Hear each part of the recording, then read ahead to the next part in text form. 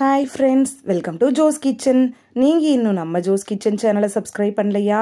சட்டுன்னு சப்ஸ்கிரைப் பண்ணிட்டு லைக் பட்டனை தட்டி விட்டுட்டு வாங்க, வீடியோக்குள்ளார போகலாம். உயர் ரத்த அழுத்தம் உங்களுக்கு இருக்குதா? அப்ப இந்த உணவெல்லாம் சாப்பிட்றாதீங்க. அப்படி என்னென்ன உணவுகள் அப்படின்னு தெரியணுமா? அப்போ வீடியோவை ஸ்கிப் பண்ணாமல் பாருங்கள் ஃப்ரெண்ட்ஸ்.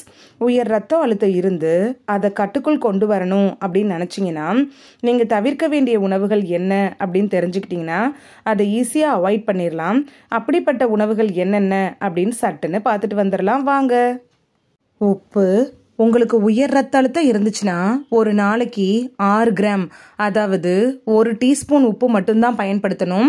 காலையிலேருந்து ராத்திரி வரைக்கும் நீங்கள் சாப்பிட்ற எல்லா உணவுகளுக்குமே சேர்த்து 1 டீஸ்பூன் உப்பு தான் நீங்கள் எடுத்துக்கணும். நீங்கள் கடைகளில் விற்கக்கூடிய பொருட்களை வாங்கி சாப்பிட்றதா இருந்தால் கூட அதோட லேபிளில் எவ்வளோ உப்பு இருக்குது அப்படின்னு தெரிஞ்சுட்டு அதை மட்டும்தான் சாப்பிடணும். நீங்கள் வெளியில் சாப்பிட்றத மோஸ்ட்லி அவாய்ட் பண்ணிடுறது நல்லது. அவங்க எல்லாருக்கும் தகுந்த மாதிரி உப்பு கொஞ்சம் நிறைய போட்டு தான் சமைச்சிருப்பாங்க. நீங்கள் வெளியில் போகிறீங்க அப்படின்னா ஃபுட்டு எடுத்துகிட்டு போயிடுறது நல்லது. நம்ம வீட்டில் இருக்கிறவங்க நமக்காக பார்த்து கரெக்டான அளவு ஒரு நாளைக்கு 6 கிராம் உப்பு மட்டும் போட்டு சமைப்பாங்க.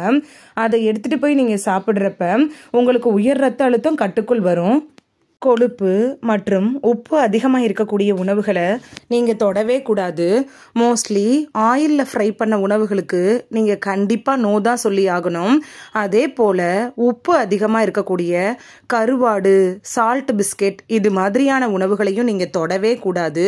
குறிப்பாக ஊறுகாய் இந்த மாதிரியான விஷயங்களை பிளட் ப்ரெஷர், அதாவது உயர் ரத்த அழுத்தம் உங்களுக்கு இருந்துச்சுன்னா நீங்கள் அறவே தொடக்கூடாது. ட்ரிங்க்ஸு. உங்களுக்கு உயர் ரத்த அழுத்தத்தால் பாதிக்கப்பட்டிருந்தீங்க அப்படின்னா ட்ரிங்க்ஸுக்கு நீங்கள் கண்டிப்பாக நோ சொல்லணும். பார்ட்டி டைமில் தானே அப்படின்னு கூட நீங்கள் நினைக்கக்கூடாது. பார்ட்டி டைமாக இருந்தால் கூட ட்ரிங்க்ஸுக்கு நீங்கள் நோ தான் சொல்லணும். உங்களுடைய குடும்பத்துக்காக நீங்கள் இந்த ட்ரிங்க்ஸை விட்டுட்டீங்க அப்படின்னா நீங்கள் உயர் ரத்த அழுத்தத்தை கட்டுக்குள் வைக்க முடியும். நீடிய நாட்கள் வளமாக வாழ முடியும். காஃபி. ஒரு நாளைக்கு 2 டம்ளருக்கு மேலே காஃபி நீங்கள் குடிக்கவே கூடாது. அதுவும் தொடர்ச்சியாக ஒரே டைமில் 2 டம்ளர் காஃபி குடிக்கக்கூடாது. காலையில் 1 டம்ளர் காஃபி குடிச்சிங்கன்னா ஈவினிங் 1 டம்ளர் காஃபி நீங்கள் குடிச்சிக்கலாம். காஃபியில் இருக்கக்கூடிய கஃபைன்கிற பொருள் அதிகமாக நீங்கள் சேர்க்குறப்ப அது ரத்த அழுத்தத்தை அதிகரிச்சிடும். உங்களுக்கு காஃபி பிடிக்காது அப்படின்னா அதை அவாய்ட் பண்ணுறது ரொம்ப நல்லது. நீங்கள் காஃபி பிரியராக இருந்தீங்க அப்படின்னா ஒரு நாளைக்கு 2 டம்ளர் காஃபி மட்டும் எடுத்துக்கோங்க. அதுக்கு மேலே காஃபி வேண்டாம்.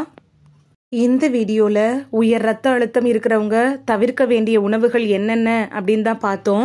இந்த வீடியோ உங்களுக்கு பிடிச்சிருந்துச்சுன்னா லைக் பட்டனை தட்டி விடுங்க. சப்ஸ்கிரைப் பண்ணுற ஃப்ரெண்ட்ஸும் மறக்காமல் லைக் பட்டனை தட்டி விடுங்க. இந்த வீடியோ உங்கள் ஃப்ரெண்ட்ஸுக்கு பயன்படணும் அப்படின்னு நினச்சிங்கன்னா ஷேர் பண்ணி விடுங்க. நிறைய பேர் சப்ஸ்கிரைப் பண்ணாமல் பார்க்குறீங்க ஃப்ரெண்ட்ஸ். நீங்களும் சப்ஸ்கிரைப் பண்ணிட்டு பார்த்தா நமக்கு பவர் கிடைக்கும். நீங்கள் சப்ஸ்கிரைப் பண்ணிட்டு பார்க்குறது இது போன்ற வீடியோக்கள் தொடர்ந்து போடுறதுக்கு எங்களை மோட்டிவேட் செய்கிற விதமாக அமையும் ஃப்ரெண்ட்ஸ். சப்ஸ்கிரைப் பண்ணுறதோட மட்டும் இல்லாமல் பக்கத்தில் இருக்க பெல் ஐக்கானை கிளிக் பண்ணி ஆளுங்கிற ஆப்ஷனை கிளிக் பண்ணி வச்சிட்டிங்கன்னா நாங்கள் வீடியோ போட்ட உடனே நோட்டிஃபிகேஷன் உங்கள் செல்ஃபோனை வந்தடையும். நாளைக்கு வேறொரு ஆரோக்கியமான பதிவில் சந்திக்கலாம். தேங்க்யூ, பாய்.